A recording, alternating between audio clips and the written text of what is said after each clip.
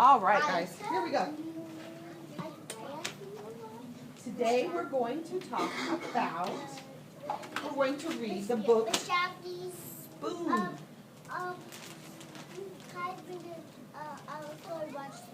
It's her watch. She knows how to do time. Yes. Komori, Hillary, and Romeo. We are going to read. Can you tell me what the expectation is when there is a speaker? What happens when there's a speaker? Eyes on the speaker. That means that we have a bubble and our eyes are on the speaker. Okay. Do you want to bring it in? Freeze. Bring it in, freeze. Perfect. Perfect. We're fine. Here we go. Spoon. Spoon. What part of the book is this? The front of the book. How about this one?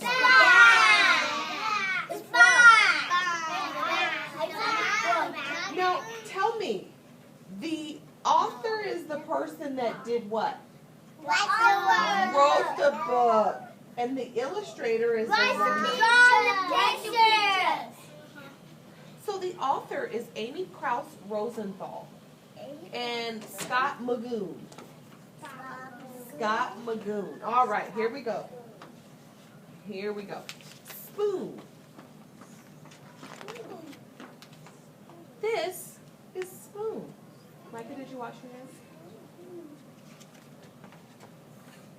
This is Spoon's family. Look at all these families he's got.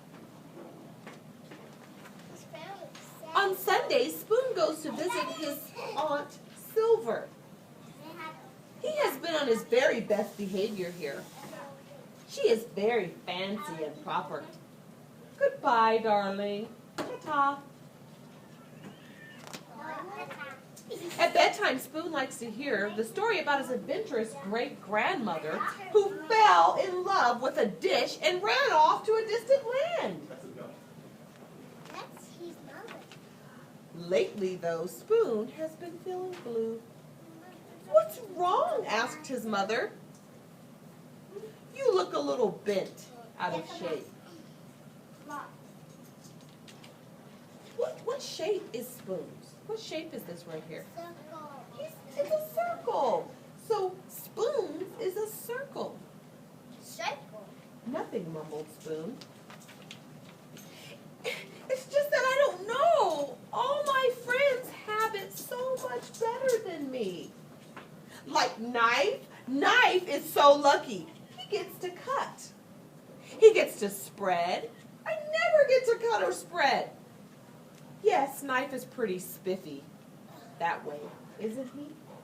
No. I did. Yeah. And Fork. Fork is so lucky. He gets to go practically everywhere. I bet she never goes stir crazy like I do. Fork does get out and make herself useful, doesn't she? Look at what all the things that Fork is doing.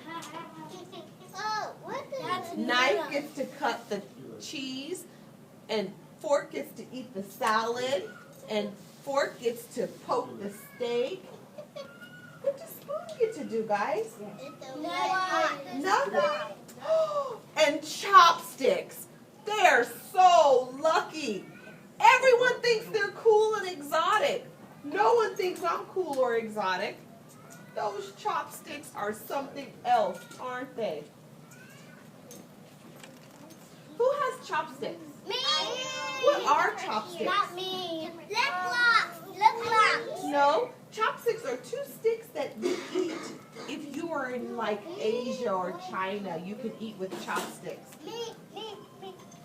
Okay, here we go. Meanwhile, if only Spoon knew what his friends were saying at that very minute. Spoons is so lucky, said Knife. He's so fun and easygoing. Everyone's so serious with me. No one's ever allowed to be silly with me like they are with Spoons. Clang, clang, bang. Spoon is so lucky, said Fork. He gets to measure stuff. No one ever does that with me. Spoons, we use a spoon to measure things, right? No. Josiah. We get spoons, when we measure things, do we measure it with a fork? No. Do we measure it with a spoon? No. Huh? I got fixed. All right. Spoon is so lucky, said Chopsticks. He can go places by himself. He can never function. We can never function apart. You can't. Yes, you may, Lily. We can't use just one chopsticks. We have to use two. Yes, you may. That night after bedtime stories, Spoon's mom turned off the light, tucked him in, and said, "You know, Spoon, I wonder if you realize just how lucky you are. Your friends will never know the joy of diving headfirst into a bowl of ice cream."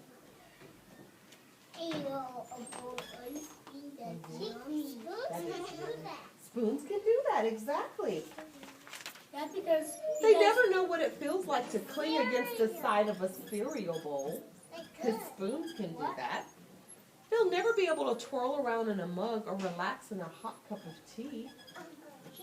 How did you know that? No, he's just relaxing in a hot cup of tea.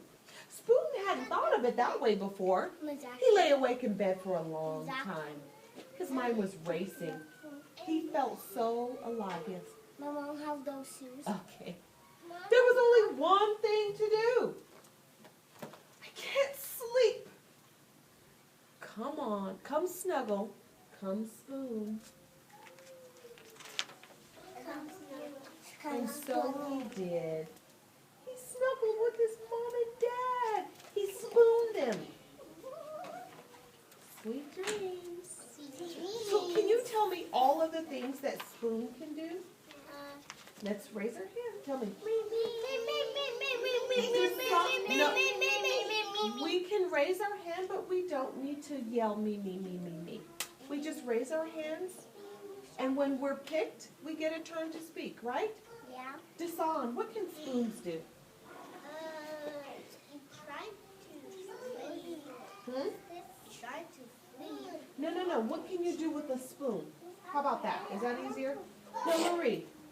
Dasan is the speaker. Please, eyes on him. What can a spoon do, Dasan?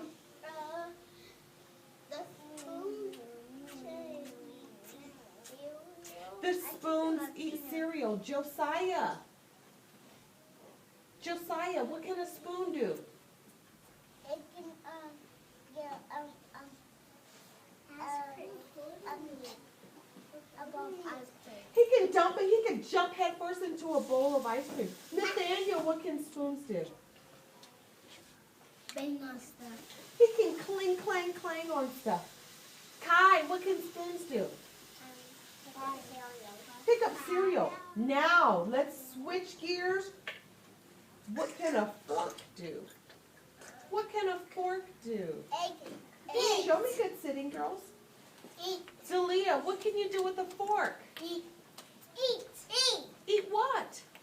A fruit. Fruit? You can eat fruit with a salad.